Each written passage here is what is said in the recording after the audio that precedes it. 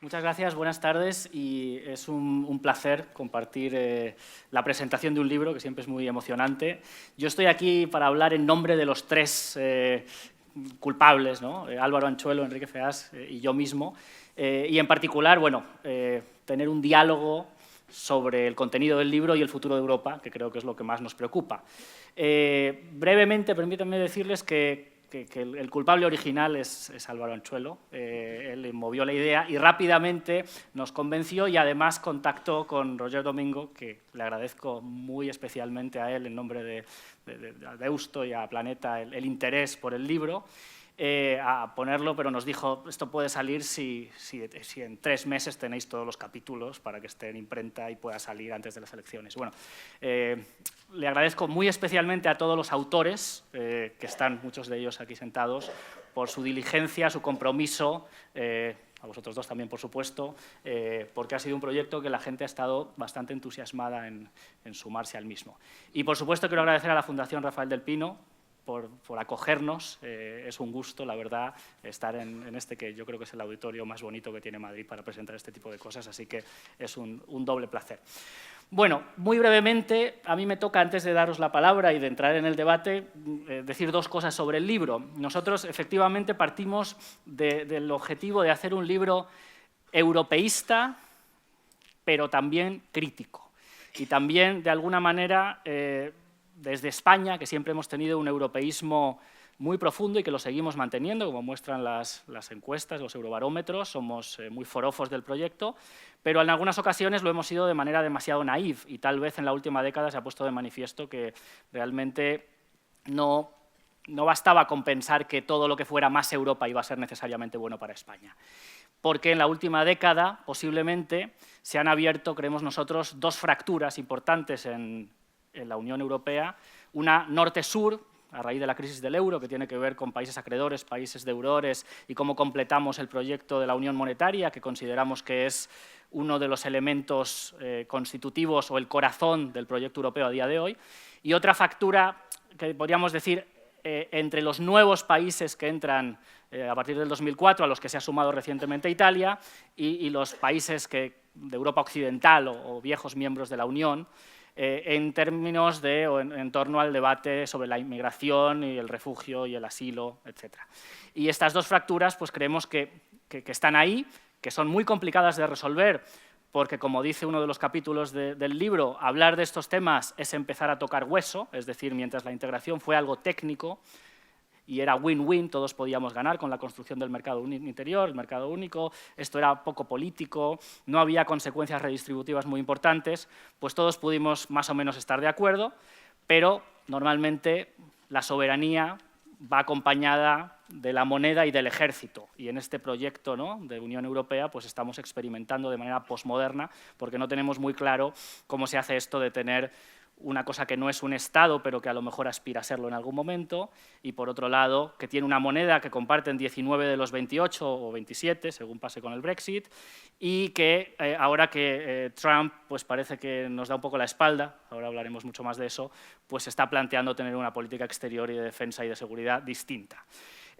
También pensamos que, de algún modo, muchos de estos desafíos, como tienen consecuencias redistributivas, tocan a la esencia de la soberanía, de las políticas nacionales, de los elementos identitarios, pues por eso hay tanta bronca, ¿no?, a veces, y tanto conflicto, porque estas son las cosas más serias, ¿no? Entonces es porque hemos llegado a este punto de la integración, que seguramente es irreversible y que el camino a futuro tiene que ir más hacia adelante, que es la filosofía prácticamente de todos los capítulos, pues debe tener también que ser consciente que estamos jugando con cosas que son mucho más delicadas, ¿no? Y un mensaje que acompaña a todos los capítulos, y con esto termino, es la idea de que es necesario reconectar al ciudadano europeo con el proyecto de integración. Es decir, básicamente el euro en el día a día se ve en el Erasmus, en el euro y en Schengen, ¿no? Que no te pidan el pasaporte, el DNI, que te puedas ir sin cambiar moneda y que puedas moverte, intercambiar en tu vida académica o en otros momentos vitales. Pero bueno, y últimamente con no tener que pagar el roaming para los que viajan a menudo, ¿no? Pero básicamente esto no es suficiente y la vieja idea de que Europa permite que haya paz y estabilidad, que era la vieja idea de los padres fundadores, que era muy importante, esta queda olvidada por los jóvenes que lo dan por sentado y por lo tanto hace falta reconectar un poco mejor con el ciudadano. Y hay algunas propuestas interesantes en el libro para que la Unión Europea pueda volver a ser útil y visualizarse a ojo de los ciudadanos. Bueno, yo me callo aquí, espero haber dado suficientes razones para que lo compren, ¿no? Esto tengo que decirlo, Roger. Y abro el debate. Bueno, tenemos muchos temas. Yo preferiría no empezar por el Brexit, más que nada porque no nos coma, ¿no? Pero lo dejamos. El capítulo del Brexit se llama Guía para perplejos y descarriados, o sea que, en fin, ya nos da una idea. Entonces, empezando más bien con una pregunta más general, ¿no? Tal vez, y empiezo, Ana, contigo. ¿Qué te preocupa en particular del camino, de los desafíos, de los retos que está tomando la Unión? Y luego vamos aterrizando las cuestiones. ¿Qué me preocupa en particular, referido a Europa y referido a los ciudadanos, en tanto que ciudadanos europeos? Lo que a mí más me preocupa es la confianza. Y la confianza en las dos acepciones que da el Diccionario de la Real Academia. La primera acepción es la esperanza firme que se tiene en alguien o algo, que sería la proyección, la confianza en tanto que proyección. Y la segunda es confianza en sí mismo, es la seguridad que alguien tiene en sí mismo. Y yo creo que esos dos elementos de confianza están fallando. Yo diría que es algo generalizado, y es algo generalizado y no vamos a entrar en eso porque la situación es que estamos con demasiados cambios estructurales al tiempo que han precipitado sobre los que la crisis económica ha actuado como catalizador y han catalizado de manera distinta pues en Estados Unidos o en Brasil, pero vamos a hablar de la Unión Europea. ¿Por qué? Pues porque yo creo que ahí se ven mejor. Y se ven mejor, primera cuestión, por la esencia misma de la construcción europea y de lo que es la construcción europea. Yo creo que tenemos un problema de confianza en las instituciones, en el proyecto mismo. Tú has dicho antes que Europa debería resultar útil. No, yo creo que aquí es más allá.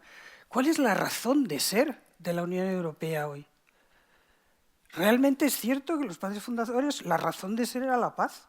Y la Unión Europea empieza pensándose como una unión política de saque. Luego vamos hacia la construcción del mercado común, del mercado interior, pero de saque es. Pero muy rápidamente, en una palabra que me horroriza por desgastada hoy, la narrativa o el relato pasa a ser la prosperidad, o sea, es útil porque nos da prosperidad. Yo diría que, claro, eso no es, o sea, es la razón de ser, es lo que mueve a la Unión Europea, y eso ya con la crisis económica se ha hundido, eso ya no funciona. La Unión Europea, con ese sentido de su razón de ser, es que nos trae prosperidad. Y yo creo que nos tenemos que plantear esa razón de ser de la Unión Europea.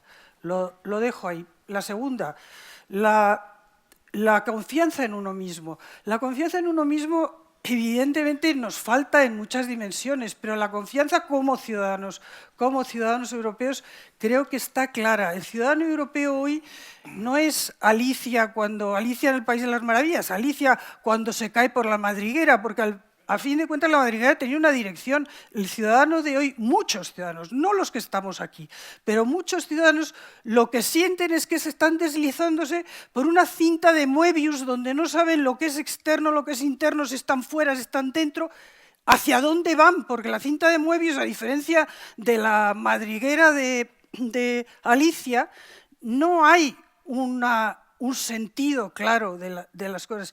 Yo creo que eso enlazo con otro aspecto que me parece fundamental, que tampoco es particularmente de la Unión Europea, pero que en la Unión Europea se exacerba. Y es esa confianza está cimentada sobre una situación que es percepción y realidad. Evidentemente, luego hablaremos de Brexit. ¿Qué percepción teníamos nosotros del parlamentarismo británico?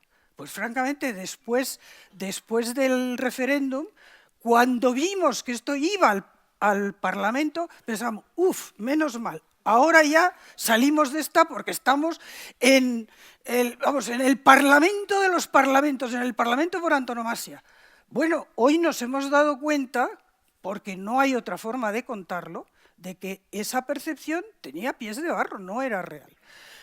Hoy muchos de ustedes habrán leído el artículo de Tom Friedman. Tom Friedman, que es uno de los gurús que forma opinión en el mundo entero, que habla de los burócratas desalmados que dictan las normas en la Unión Europea. Y dices, oiga, usted es Tom Friedman, usted está un poquitín informado. ¿Qué es esta historia? ¿Usted cómo tiene? De nuevo, manda la percepción sobre la realidad. Déjenme darles un tercer ejemplo, que además hay algunos que estaban conmigo en esa cena. El otro día yo me había preparado para hacer una intervención sobre temas de inmigración. Entonces yo siempre, porque siempre hay que echar mano de esto, aunque yo siempre recuerdo Isaac Rabin, antes de morirse en una cena, que dijo, y hace ya años, que dijo, el problema del mundo de hoy es que los dirigentes cada vez gobiernan más sobre encuestas y sobre encuestas de opinión. Polls and surveys, estaba hablando inglés. Y es verdad, el otro día yo, que también no soy, hablo de relato y me voy a la encuesta, miro a ver el Eurobarómetro, y me encuentro un Eurobarómetro de finales publicado a primeros días de diciembre pasado, y me encuentro que el problema más importante que señalaban el 40% como media de los ciudadanos europeos era la inmigración, salvo en Portugal y en Suecia, que era el segundo problema. Con mucha diferencia, 40% frente a 20% el segundo problema. Y voy y lo cuento. Y me encuentro con que ECFR, que era quien era el que estaba, digamos que era el que había organizado la cena, saca 2 días después una encuesta que ha salido en España, la ha publicado La Vanguardia, pero que ha salido en el Guardian y en Le Monde y no sé cómo, que lo que más preocupa a los europeos es la emigración. Y digo, no puede ser, o sea, ¿qué pasa? Percepción y realidad. Estos ciudadanos que somos nosotros europeos no somos conscientes de la realidad europea, de lo que se ha hecho y de lo que somos en términos económicos. Y no voy a repetir, porque en el fondo lo sabemos todos, pero tenemos una percepción completamente distinta. A mí me parece que eso es fundamental. ¿Y por qué es fundamental? Pues yo terminaré esto, o que luego volvamos. Me parece que en el mundo de hoy no nos lo podemos permitir. Tú has mencionado, Federico, el tema de Estados Unidos, y es verdad que Estados Unidos nos tiene que preocupar, y nos tiene que preocupar porque ya no vivimos en ese mundo occidental, mundo de instituciones, Estado de Derecho, para nada. Ahora tenemos ahí un modelo, que es el modelo chino, que predica unos fundamentales, permítaseme el barbarismo, unos fundamentales completamente distintos frente a individuo-grupo, frente a libertad, vigilancia, en fin, digamos que hoy en día se queda corto las peores imaginaciones orwellianas. Y luego, si tengo tiempo, contaré una anécdota del aeropuerto de Pekín. Con lo cual, es que necesitamos volver a la confianza en nosotros mismos como ciudadanos europeos y darle razón de ser. Confianza en nosotros mismos. Hay cosas buenas, y voy a terminar por esta parte más positiva. A mí me parece, me ha sorprendido de entrada, con lo cual me parece maravilloso que los 27 se hayan mantenido agrupados en toda la duración de esta tragedia del Brexit.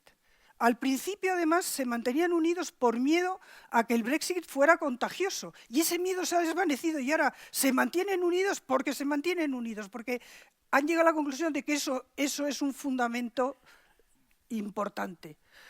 Hoy he escuchado y he aplaudido mentalmente a Juncker decir que tienen hasta el día 12, que si el día 12 que so o arre, que no vamos a pasar por más cosas. Bueno, pues me parece muy bien, lo tendrá que decir el Consejo Europeo y vamos a ver qué pasa.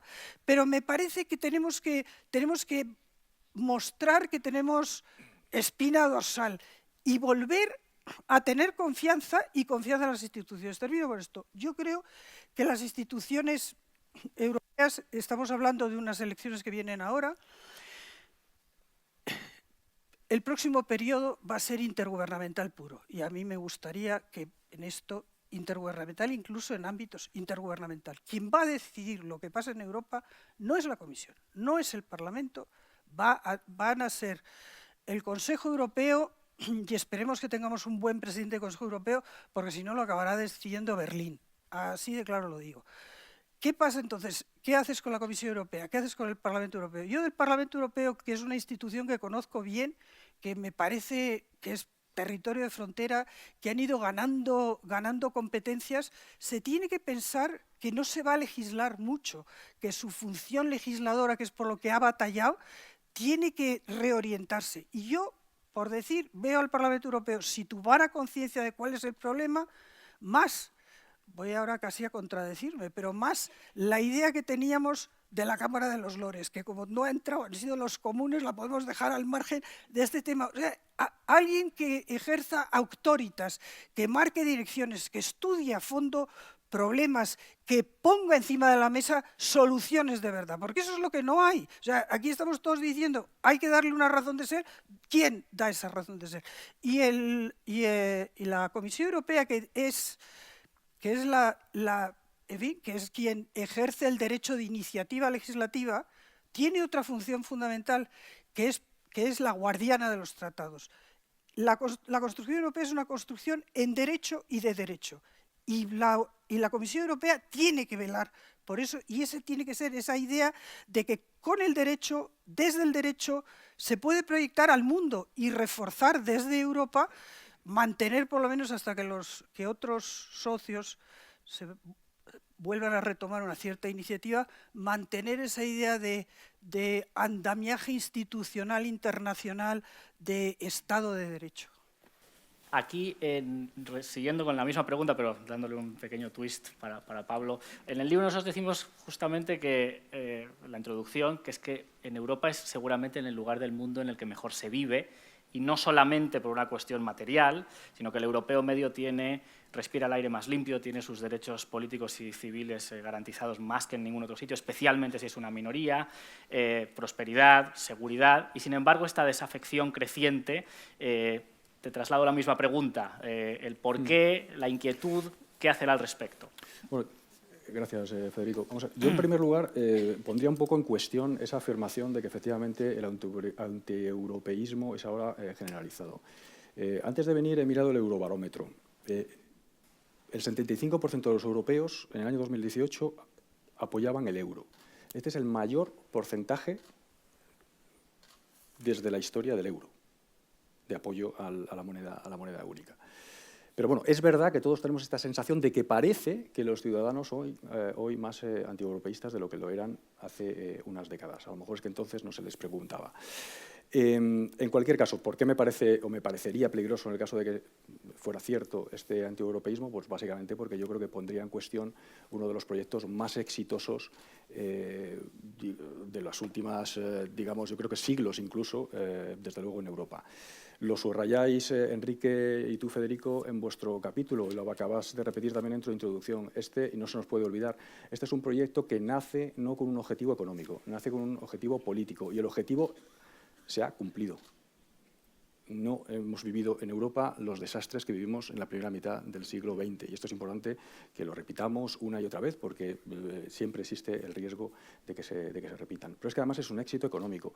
Es un éxito económico mirado en el medio y largo plazo. No nos quedemos solamente con la visión de la última crisis económica, que además fue de carácter internacional y de la mayor vivida desde el año 29 del pasado siglo. Además, con una combinación entre crecimiento económico y derechos sociales de los consumidores, de políticas de la competencia que no existe, no tiene parangón también en otros países desarrollados. Es lo que tú ponías ahora mismo en palabras, que no solamente somos de los más ricos, no los más ricos, de los más ricos, y además respiramos un aire muy puro, tenemos derechos laborales como no existen en otros países. Un tercer argumento, porque el que me preocuparía, ¿no?, que este sentimiento antieuropeísta diera el traste con el proyecto.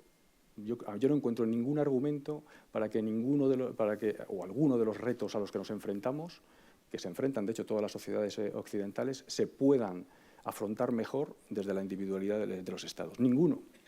No hay ninguno. Globalización, proteccionismo, a Trump no vamos a enfrentar mejor, a China no vamos a enfrentar mejor como país, como España, que como Unión Europea, pero incluso los fenómenos también de nuevo generalizados,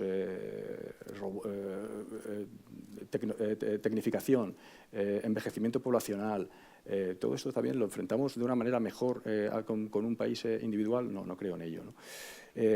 Bueno, ¿qué podemos hacer? Sí, insisto, si efectivamente ese incremento de la percepción antieuropeísta ha aumentado, bueno, pues yo creo que hay que hacer dos cosas muy importantes. Uno, reconocer que efectivamente hay cosas que no están bien en el funcionamiento de la Unión. Y esto es muy importante porque antes sí hemos sido muy negacionistas en el pasado, y hoy, supongo que luego hablaremos, Federico, sobre ello, a pesar de todas las modificaciones que se han introducido en los últimos 10 años en la gobernanza de la Unión Europea y en particular de la Unión Económica y Monetaria, siguen existiendo muchos huecos que hay que cubrir y que si no los cubrimos ya pueden tener de nuevo consecuencias negativas ante un ciclo económico adverso. Esto es muy importante. Otra segunda cuestión que me parece muy importante es también decirle a los ciudadanos que muchas de las cosas negativas de nuestras economías, que tienen que ver con baja productividad, con altas tasas de paro, con bajos registros de crecimiento potencial de las economías, en nada tienen que ver con políticas europeas. Esencialmente tienen que ver con políticas domésticas, con políticas nacionales, que son, ahora sí, los Estados-nación los que tienen que afrontarlas.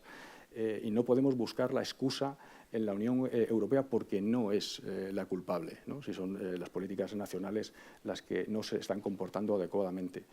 Y con esto yo creo que lo dejaría como primera intervención. Pero casi voy a retomar el tema para pasarle a la siguiente pregunta, porque circula esta idea, yo no sé de quién es la cita original, pero creo que es muy visual, ¿no? En Europa hay dos tipos de países, ¿no?, los que son demasiado pequeños y los que todavía no se han dado cuenta de que son demasiado pequeños. Y básicamente esto es lo que nos pasa, y cuando nos enfrentamos a este nuevo mundo, estoy hablando ya de política exterior, tú escribes en tu capítulo una cosa que me ha gustado particularmente, lo leo brevemente. Hablando de Trump. Trump es perjudicial y corrosivo, es un acelerador de fuerzas de desorden global y de la inseguridad ya creciente desde antes de su elección. Pero Trump es más un síntoma que una causa, y para Europa resulta esencial encontrar su rumbo y definir su papel, ¿no? De alguna manera, en tu capítulo, ¿cómo hacemos primero, es síntoma Occidente? Si nos pudieras explicar a qué te refieres, de lo que significa Trump, y después, desde Europa, ¿cómo lidiamos con la relación transatlántica con este Trump? Pues no es fácil.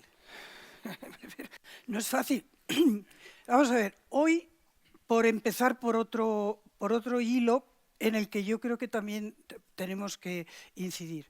Hoy el Financial Times traía un artículo diciendo que Trump y Xi Jinping, the King, que al parecer le llama así en la intimidad, Xi Jinping, the King, y que al otro no le ha molestado nada, porque al principio dijo, no soy King, soy presidente, y al parecer Trump le dijo, no, pero vas a estar ahí de por vida, con lo cual eres King.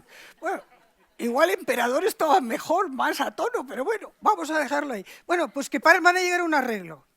Vamos a ver, si llegan a un arreglo, Estados Unidos se repercute con nosotros. Eso está claro, que va a volver contra la Unión Europea. Y digo volver contra, porque es que no se me ocurre otra forma de describirlo, con más astucia, con más moderación. No, contra la Unión Europea. Yo, en eso, la intervención de Angela Merkel en la Conferencia de Seguridad de Múnich era muy clara. Y usted va a venir contra nuestros coches, a ver qué tiene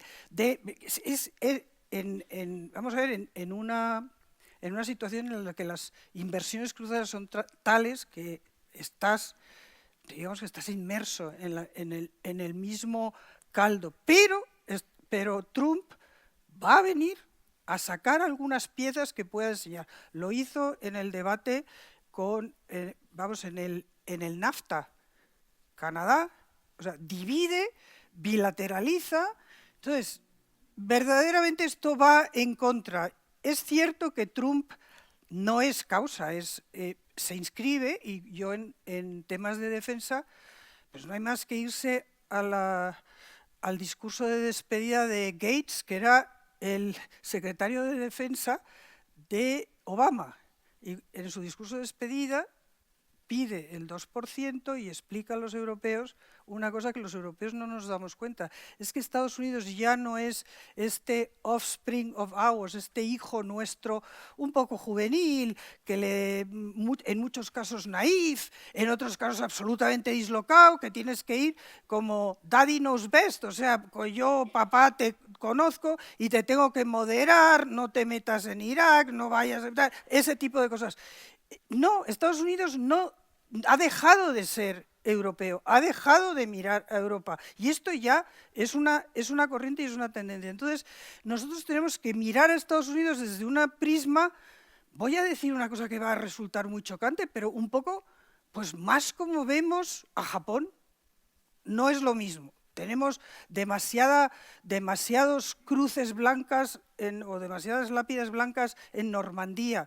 Tenemos demasiados hilos que nos unen. Pero evidentemente tenemos que ser conscientes que el interés europeo es el interés europeo. ¿Y qué es interés europeo? Lo tenemos que definir nosotros, porque si no nos lo van a definir transatlánticamente. Y eso no tiene sentido que no lo hagamos. Para lo cual, evidentemente, Trump intentará dividir, porque para él le es más fácil establecer un haz de relaciones bilaterales con Reino Unido, con Francia, con Alemania, que una relación con la Unión Europea, que a fin de cuentas...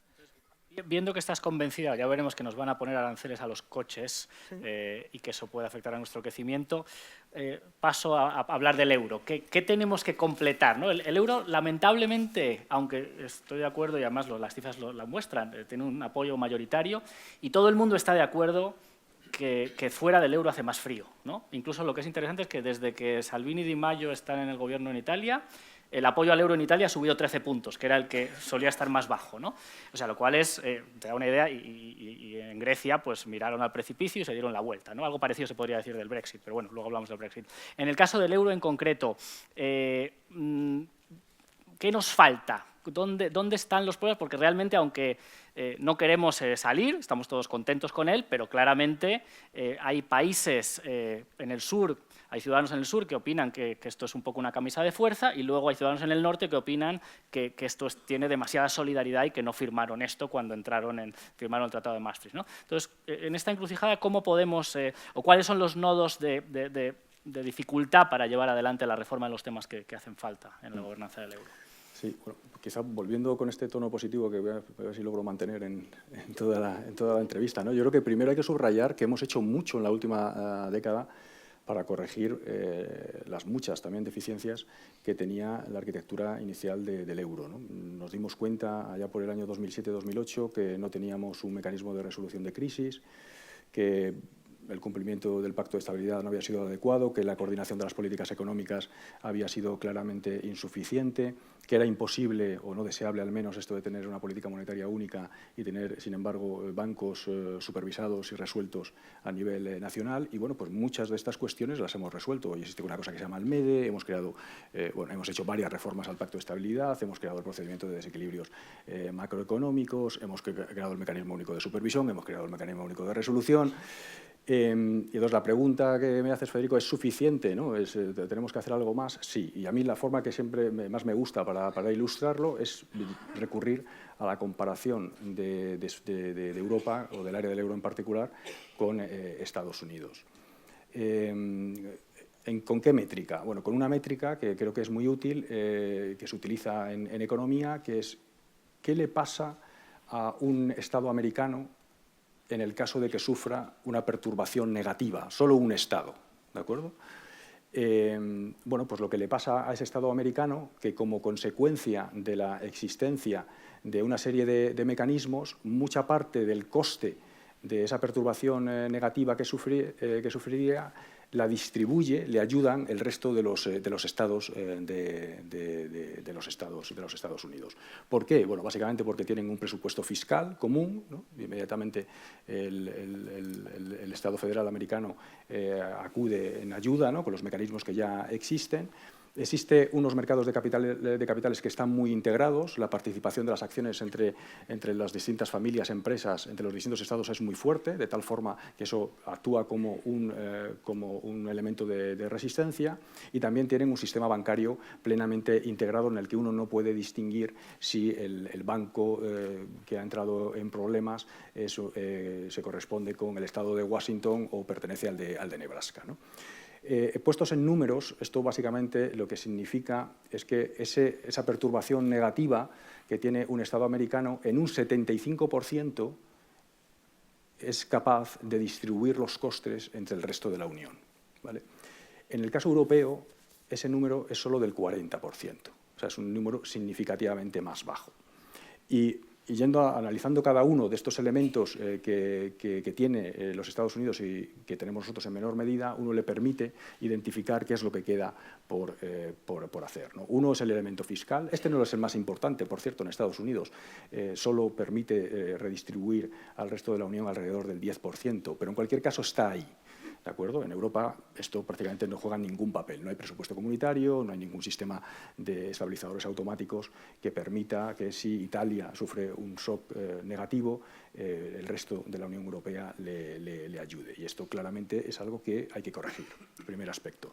Segundo, los mercados de capitales en Europa están desintegrados, no tienen el mismo nivel de integración que tienen en Estados Unidos, primero porque tienen un papel mucho menor. Los mercados de capitales, Europa es esencialmente una economía muy bancarizada, que los mercados de capitales juegan un papel muy reducido, pero además es que su integración es muy reducida también. ¿Por qué? Pues básicamente por lo que los economistas llamamos que existe todavía mucho sesgo nacional a las participaciones de las acciones de las empresas, que la tienen básicamente españoles, de las acciones de los españoles, o italianos de los italianos, de tal forma que cuando se produce la perturbación no ayuda nada porque todo lo asumimos los españoles o los italianos dependiendo de dónde se haya producido la perturbación. ¿Qué hay que hacer para corregir esto? Bueno, pues ya lo tenemos identificado también desde hace tiempo, pero es un proceso muy lento el que se está siguiendo para corregirlo, que es crear verdaderamente una unión de mercados de capitales, que uno, aumente el peso de los mercados de capitales, que, insisto, es muy reducido en relación con Estados Unidos, y segundo, además, sea de carácter más integrado, o sea, mayor presencia y segundo, mayor integración. Y en tercer lugar, también en el sector bancario, es verdad que aquí la capacidad de corrección o de asimilación por parte de los otros estados es algo mayor, pero lo que hemos sabido durante la crisis es que, a pesar de esa mayor presencia, cuando se produce una crisis económica, de nuevo se nacionaliza completamente el crédito, ¿de acuerdo? Y el poco crédito que había entre países pues se nacionaliza. ¿Esto se ha corregido completamente con el mecanismo único de supervisión, el mecanismo único de resolución? Desde mi punto de vista, no se ha corregido, porque seguimos teniendo algunas asimetrías que conviene corregir, y que conviene corregir de nuevo cuanto antes. No es posible o no es deseable que tengamos bancos que son supervisados por Frankfurt, que son resueltos por Bruselas y que, sin embargo, si entran en problemas, sean los depositantes nacionales o los estados, ¿no? que soportan a los depositantes nacionales los que acaban de...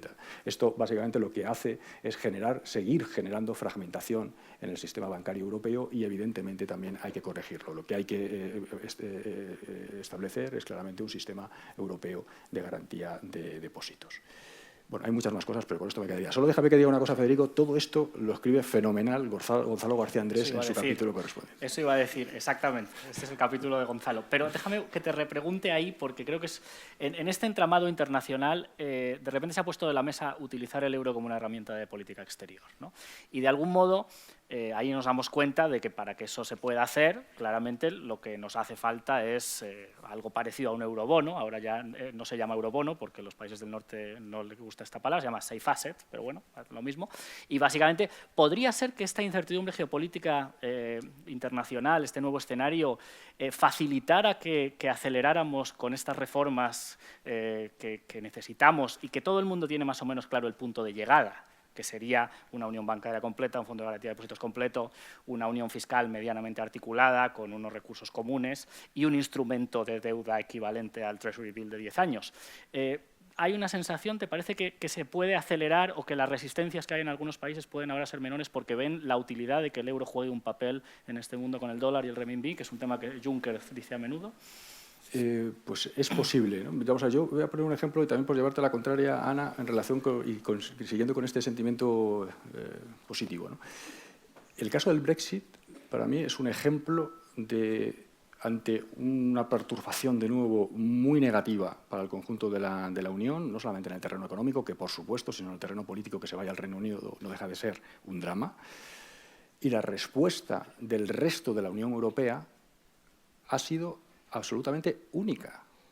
El señor Barnier, decías tú antes que a lo mejor volvemos al multilateralismo. Bueno, en la respuesta al Brexit no ha sido el multilateralismo, ha sido todo lo contrario. Le hemos dado toda la responsabilidad a un francés, al señor Barnier, nos ha logrado unificar en las posiciones, no ha habido ninguna fisura y esto está siendo claramente, absolutamente clave.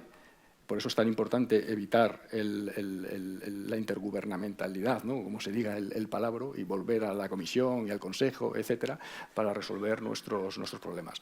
Es un aspecto, pues a lo mejor es la excepción que confirma la regla y Ana tiene razón, pero yo creo que puede ser, de nuevo, un buen ejemplo que vaya en la línea de lo que tú dices, Fede. De alguna manera por fin tenemos un federalizador externo, ¿no? Bueno, tenemos dos, tenemos el Brexit, tenemos Trump y tenemos tres, tenemos China.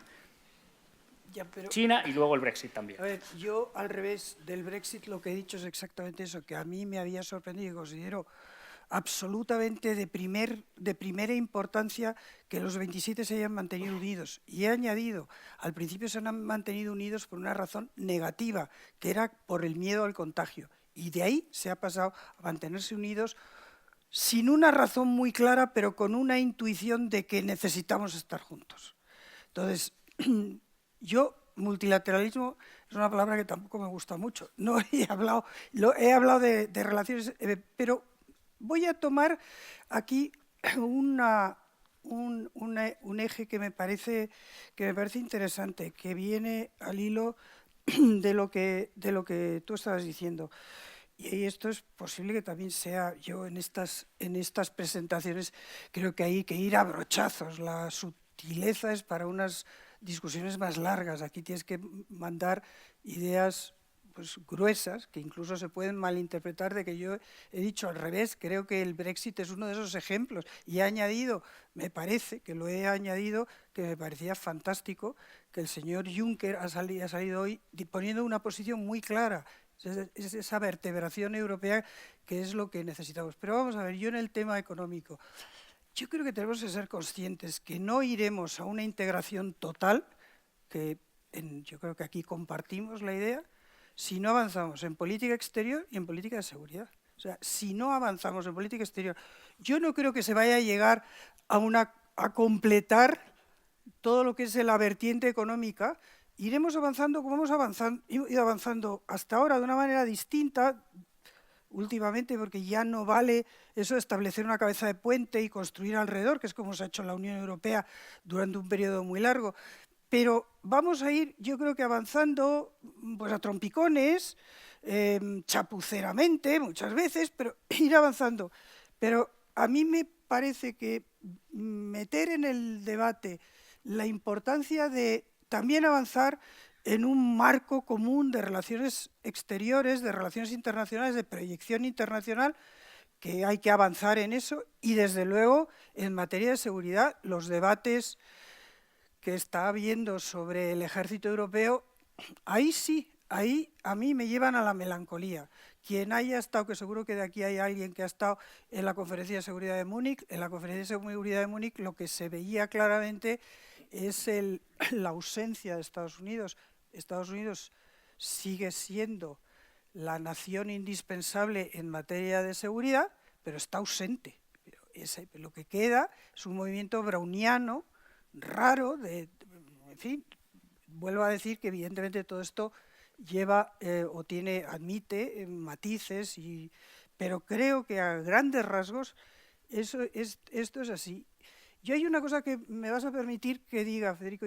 Tú has dicho que esto es irreversible. Yo no estoy segura. O sea, yo creo que tenemos que ser conscientes, después del Brexit, que nadie pensaba que podía darse, yo creo que tenemos que ser conscientes de que este proyecto no es irreversible. Creo que ahí es donde se nos cae ese fundamento que nos daba una cierta fuerza. Yo creo que hay que luchar por él. No es irreversible, no es avanzar más rápido, más despacio, pero siempre avanzar. Yo creo que para nada. Yo creo que podemos... Es más, vuelvo a decir que en el momento del Brexit el temor fue de que se hubiera contagión de Brexit. Yo creo que eso tenemos que ser conscientes. Te veo pesimista, coincido No, yo con no, Pablo. que no soy pesimista. Eres realista, No, bien. yo, a ver, para nada soy pesimista. Lo que pasa es que lo que no creo es que... Yo creo que hay que ser, con la Unión Europea, críticos, constructivamente, pero críticos. Porque es que, por supuesto, creo que he empezado diciendo que todo lo que hemos logrado, y es muchísimo, y podemos pasar revista a todo lo que hemos logrado, entre otras cosas, la paz, como tú muy bien has dicho, y creo que eso o sea, nunca está de más volverlo a repetir. Es así. Ahora, a ver, si no somos críticos en estos momentos, pues francamente estamos viviendo en No, otra... sin duda el punto del libro era ese, que europeísmo crítico, lo he dicho desde el primer lugar. Hemos conseguido no entrar en el Brexit de lleno hasta 50 minutos. Bien, simplemente porque me daba a mí rabia que los británicos nos definan el debate, y el coste de oportunidad esto es enorme. Pero ahora venga, sí, algo seguro que hay cierto interés, mucho interés por ver alguna destello. No os voy a pedir predicciones, pero si las queréis hacer, fenomenal. Yo no las voy a hacer, voy a ser cauto. ¿Qué puede pasar? ¿Cómo está la situación? ¿Qué lecciones? ¿Qué reflexión? ¿A qué reflexión te lleva el Brexit? Bueno, de predicción efectivamente no voy a hacer ninguna. Se demostraría incierta a los 5 minutos o por alguna decisión del Parlamento británico. No, yo creo que básicamente decir lo obvio, ¿no? Es una mala noticia que es particularmente mala para el Reino Unido. Esto no deja de ser, en lenguaje de economistas, un shock de oferta negativo, que dependiendo de cuál sea el resultado del nuevo acuerdo, ya no solamente del periodo transitorio, sino del nuevo acuerdo tras el periodo transitorio, pues será más o menos costoso, ¿no? Cualquier cosa que se aleje del status quo será mucho más costoso para el Reino Unido. Lo que se acerque a la situación actual, que entiendo que será menos admisible desde el punto de vista político para las autoridades británicas, pues será peor para el Reino Unido, ¿no? Y evidentemente con efectos negativos también para el resto de Europa, ¿no? Y me parece que es muy difícil reducir este tipo de costes, ¿no? Más allá de esto, a mí me preocupa también a nivel interno los que hemos estado en discusiones europeas durante, bueno, pues yo en toda mi vida profesional. El Reino Unido ha jugado siempre un papel absolutamente fundamental en todas las discusiones, ¿no? Y es en el buen sentido lo digo. Es verdad que no quizá tanto en el desarrollo de la Unión Europea, que siempre ha tenido una posición muy defensiva, pero en las tesis sobre qué reformas hay que hacer en los países e incluso dentro de la Unión Europea, pues esta idea de que los mercados tienen que jugar su papel, ¿no? Con un apoyo también por países como Holanda, etcétera, pues digamos que nos han disciplinado o por lo menos nos han centrado también a otros países que hemos mantenido tradicionalmente otras posiciones más defensivas, o en las cuales el papel del Estado era superior, ¿no? No digo que una y otra sea mejor, pero simplemente que el que estuviera ahí permitía tener una discusión más rica y en su caso normalmente muy fundamentada, porque el funcionario público inglés suele ser muy bueno, ¿no? Desde luego el de los bancos centrales es muy potente. Ana, ¿te atreves a hacer una predicción? Yo solo voy a decir que sigo pensando que no se van a ir sin acuerdo. Eso es todo, hasta ahí puedo llegar. No sé si... Yo creo que aquí el peligro, y voy a citar a Lord Robertson, y el peligro él desde bastante pronto decía, aquí el peligro es que nos encontremos en el cliff, en el borde del precipicio, sin realmente ser conscientes de que estamos al borde del precipicio y entonces nos caigamos, que es lo que puede pasar. O sea, si no hay, vamos a ver lo que dice el Consejo Europeo, esperemos que no se rompa la unidad. Si no hay un acuerdo, pues y Reino Unido va jugando de farol pensando que lleva una baza muy buena. Y realmente lo que se les están viendo es las cartas, y las cartas no son buenas. Yo creo que estoy totalmente de acuerdo con tu análisis, que esto es un drama más las consecuencias van a ser más duras para Reino Unido, pero el otro día estaba en Andalucía y me dijeron allí, no, estamos preocupadísimos con esto del Brexit. Y digo, sí, por el turismo. Y dice, ¿qué por el turismo? ¿Por la exportación? Es que a nosotros nos parte por el eje la exportación. Y estoy hablando de Andalucía, que la primera cosa que pienso es, bueno, pues yo no me atrevo a hacer una predicción. Yo quisiera, espero, confío, no sé qué verbo emplear, pero yo no descartaría que como dice Lord Robertson, sin darse cuenta, estén cayéndose por el precipicio, porque lo que Reino Unido nos demuestra es esa distancia entre la percepción y la realidad. O sea, la percepción. Estoy contigo de acuerdo, y yo creo que el papel que ha jugado Reino Unido en lo que es el mercado interior. Reino Unido tiene una cosa que en España, pues digamos que no somos los mejores en eso, es la incorporación a derecho interno de las directivas y la aplicación, o sea, así como hay en otras cosas.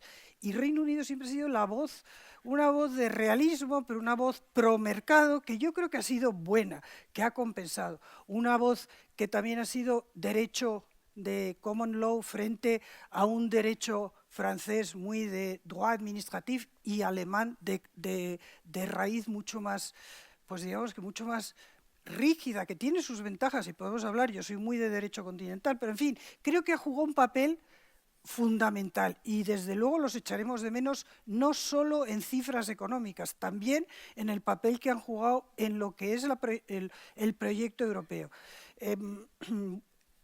De nuevo, por los aspectos de defensa. Curiosamente, el otro día decía el ministro de Defensa que ahora iban a colaborar con PESCO. Y digo, a ver, PESCO es la iniciativa de la Unión Europea, no es totalmente los 27, pero prácticamente que es un embrión de iniciativas en política de defensa.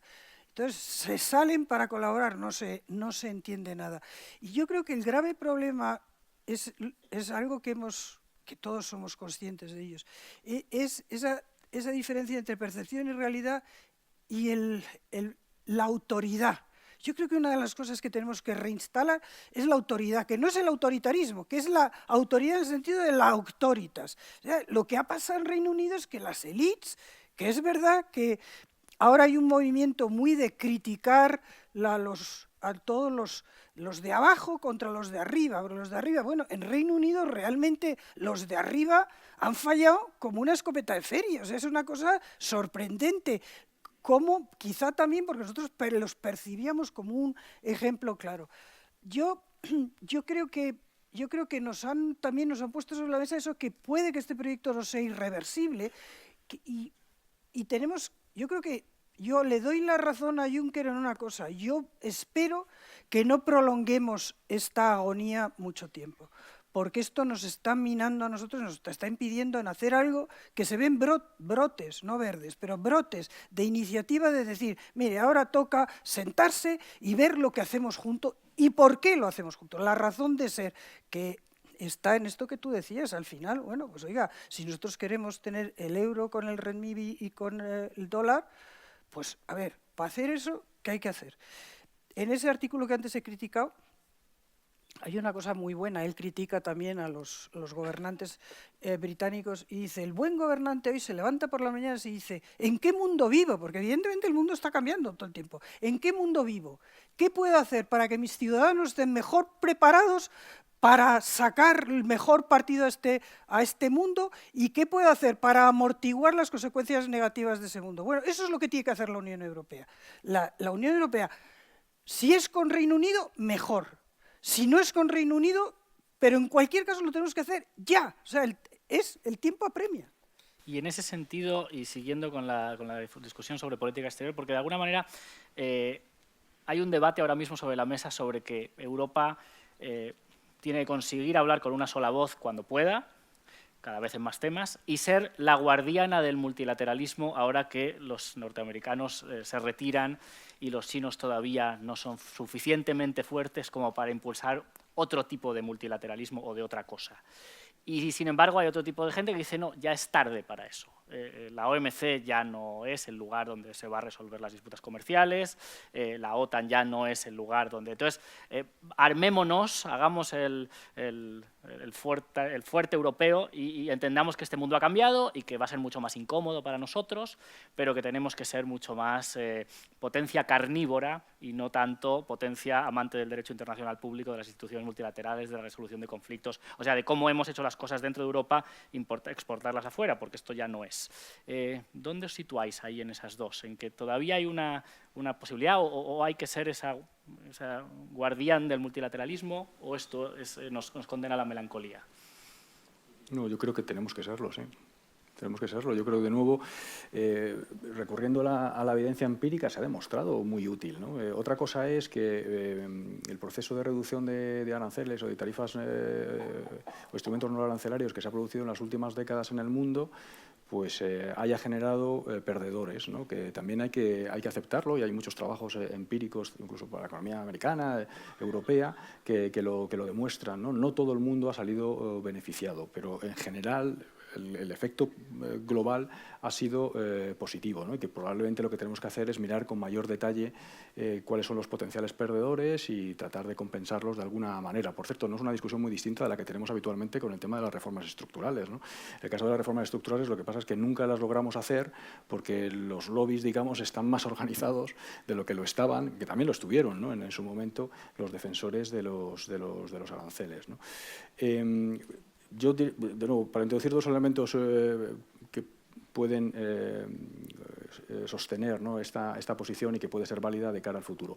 Uno, no estoy tan seguro que la posición norteamericana sea siempre ya la que estamos viendo del presidente de la administración Trump. Esto creo que puede cambiar.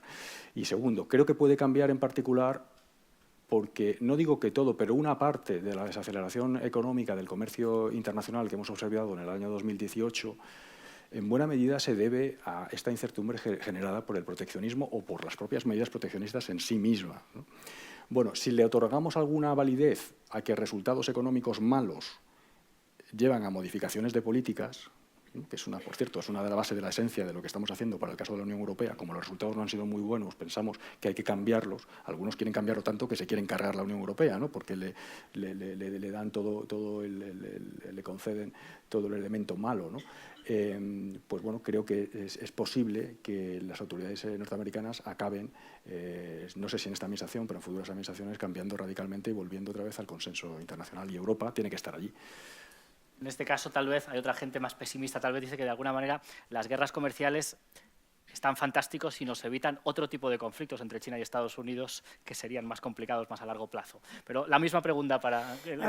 ¿Podemos jugar multilateral o no se puede ya aquí? Por supuesto que se puede y se debe. Está en nuestra esencia. Si es que a ver, primero, la melancolía, lo último. Eso, y nada, melancolía es que es una cosa que no nos podemos permitir y además no sirve para nada, no lleva a ningún sitio. Y a mí eso, una mínima crítica a la Unión Europea. Y me sorprende que el proyecto europeo cada vez venda más realizaciones y no venda para nada futuro. Es decir, esto es el euro, es Schengen, no. Este proyecto es porque este es nuestro futuro. Porque la única manera de pesar en lo que claramente viene por una temporada, que vamos a ver cuán larga es una competencia de grandes poderes. Entonces, Europa tiene que elegir jugar en esa liga, en donde va a estar jugando China y Estados Unidos, y Europa podría jugar perfectamente, o convertirse en una parte, en un terreno en donde los dos, China y Estados Unidos, van a jugar, y lo estamos viendo desde luego con China en todo lo que es la ruta de la seda. Estamos también viéndolo respecto de Rusia con las batallas del gas, que a mí eso me apasiona, pero no voy a entrar ahí. El Nord Stream 2, cómo eso va en contra de lo que es como las batallas que hay ahí. Bueno, total, que nosotros, yo creo que la Unión Europea tiene, entonces, multilateralismo. Es que yo no creo que la Unión Europea pueda ser un Estado de Derecho ad intra y luego ser un poder carnívoro ad extra, porque somos demasiado complejos. Yo creo que en el siglo XXI nosotros nos negaríamos de tal manera que al final el proyecto europeo se resentiría de esa especie de esquizofrenia de ser una potencia carnívora. Con lo cual, nuestro interés es defender y mantener el multilateralismo, todo el multilateralismo. Y es verdad que la OMC hoy no tiene tanta relevancia por esa bilateralización de lo que es el mundo del comercio internacional. Pero bueno, si nosotros tenemos más peso, nosotros tendremos y podremos volver a apuntalar, defender, y eso es cierto en Naciones Unidas y es cierto en OTAN, donde también tenemos que ser consecuentes con lo que decimos, ¿no? Pero vamos. Paso, si os parece, algunas de las preguntas que nos han ido llegando. Lanzo. ¿La preocupación de los europeos por la inmigración es por la inmigración en sí o por la inmigración procedente del Islam? A ver quién... Bueno, yo puedo contestar y vamos a ver. Primero, vamos a distinguir entre inmigración y libre circulación, porque, perdón, vuelvo a ese artículo, que es que me ha dado para mucho. Esta mañana me ha dejado verdaderamente perpleja. Este artículo dice, es que they swamped, les inundaron a los pobres británicos, les inundaron de inmigrantes. En Londres hay 300.000 franceses. Digo, no puede ser, voy a volver a leer. Y digo, bueno, ¿so what? O sea, ¿qué pasa? Que haya 300.000 franceses, esos no son inmigrantes. Esto de saque es libre circulación de personas, que por cierto es el pretexto o uno de los pretextos que llevaron a Brexit, el hacer una amalgama entre ¿cómo era el plombier? El polaco. El fontanero polaco y el inmigrante de la ribera sur del Mediterráneo o de Siria. A ver, yo ahí creo que tenemos una situación que tenemos que ver de frente. Lo que provoca el punto de inflexión es la llegada de 1,5 millones de sirios. En esos sirios hay cristianos, por supuesto, había un 10% de la población, serán menos ahora, pero en su inmensa mayoría son musulmanes. ¿La inmigración es un problema porque sea musulmana? Evidentemente la contestación es no. Y esto tenemos pruebas, de nuevo, realidad, pruebas evidentes. Pero desde que hay más de un 20% de nuestra población que cree que la presencia de inmigrantes musulmanes es pues 10 veces o 15 veces, incluso en sitios donde no han visto un inmigrante y aún menos un inmigrante musulmán, que consideran que es esto. ¿Por qué? ¿Y por qué es eso? Percepción y realidad. Esa falta de confianza en uno mismo, que es lo que yo decía al principio, que para mí es lo fundamental, y es confianza en las instituciones, pero también confianza en uno mismo. España, y eso ha sido constante de los gobiernos, España ha defendido siempre el interés de negociar de buena fe con Turquía. Nosotros siempre, y vuelvo a decir, de negociar de buena fe, no de hacer entrar a Turquía sin estar preparada, que evidentemente con la preparación de los estados de la quinta ampliación, pues era una cosa, en fin, a tener en cuenta. Pero siempre hemos estado ahí. ¿Qué duda cabe? Que la inmigración musulmana es un origen de preocupación estadística en estas encuestas que se hacen. Desde luego, y que por lo tanto es algo que no nos podemos dar la vuelta y no examinar, que tenemos que examinar, desde luego, pero examinarlo desde la fortaleza de unas culturas que son las nuestras, que son unas culturas evidentemente abiertas. Somos sociedad abierta, tenemos que defender esa idea de sociedad abierta y unas culturas en donde la religión es un asunto privado. Y entonces tenemos que llegar a un debate, y a un debate importante, con una religión que desborda a la vida pública. Y eso es así y lo tenemos que hacer. Y ahora, entre el Brexit, que vamos a ser uno de los grandes, no de los muy grandes, pero casi, también esta idea de que nosotros somos muy europeístas y además que podemos hacer reformas, ¿no? Hay toda una retórica, una dinámica, un relato, yo creo, en Bruselas de que España lo ha pasado mal, pero se ha puesto a las pilas y ha hecho unas cuantas cosas que había que hacer, mientras que algunos otros países a lo mejor no lo han hecho igual. Con todo esto, cuando vas a Frankfurt, ¿cómo se percibe? ¿Hay demanda de España en Europa más distinto? Además, vamos a ser contribuyente neto al presupuesto a partir del 2021. Esto debería hacernos pensar un poquito más qué queremos, ¿no? Ser menos pasivo y más activo. ¿Cómo ves el papel de España en Europa? Bueno, pues de nuevo, aquí es que la posición inicial tampoco creo que sea muy mala, ¿no? Yo creo que España, el funcionariado público español en general se toma muy en serio, ¿no? De todas las discusiones en Bruselas.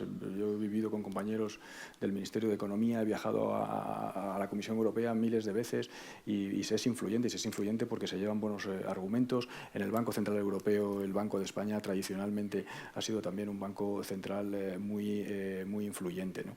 Es verdad, yo creo que esto no lo podemos obviar, que en los últimos años, por la crisis económica o por crisis domésticas de otro tipo, más de carácter político, digamos, pues hemos estado focalizados en nuestros temas, ¿no?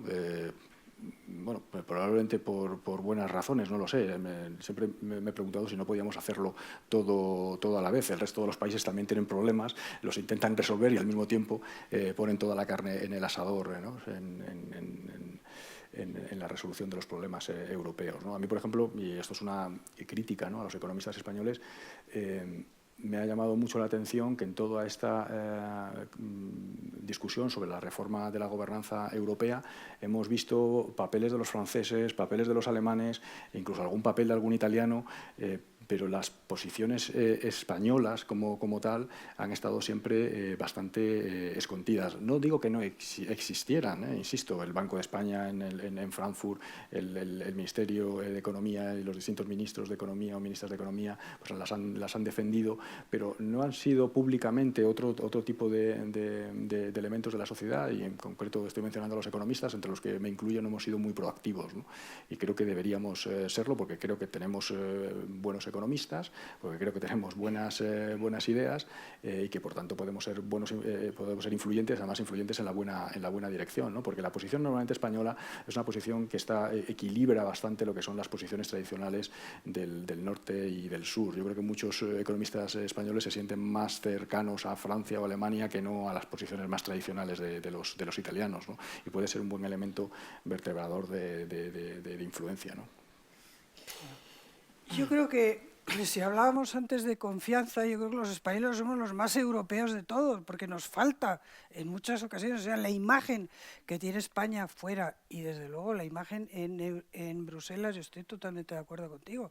España cuenta y ha contado, es verdad, y a mí esto lo tengo directamente, que oye, que cuando tú tienes una situación catastrófica económica, no te vas a poner a pontificar en otras cosas. Y nosotros ahí lo que creo que hemos tenido siempre es un cierto pudor en muchos momentos de no meternos, cosa que otros países no tienen. España, en eso somos esa cosa de los alemanes del sur. Pues es verdad, esa cosa de decir, no vamos a sentar cátedra en un ámbito en el que nosotros en estos momentos estamos debatiéndonos, pero evidentemente las aportaciones, y estos también, afortunadamente, la política europea ha sido siempre en España una política de Estado. Es decir, que desde la ciudadanía europea hasta la agenda de Tampere podemos pasar por hitos que los distintos gobiernos españoles han promocionado y han defendido con éxito, y nosotros muchas veces nos lo tienen que decir ellos, nos lo tienen que decir ellos para que seamos conscientes de esa importancia. ¿Me dejas decir unas palabras de agradecimiento? Bueno, a los coordinadores, gracias. A la editorial Deusto. Yo creo que este tipo de libros, que son libros de alto riesgo, hay que hacerlos. Y enhorabuena, porque no es el primero y espero que continuéis.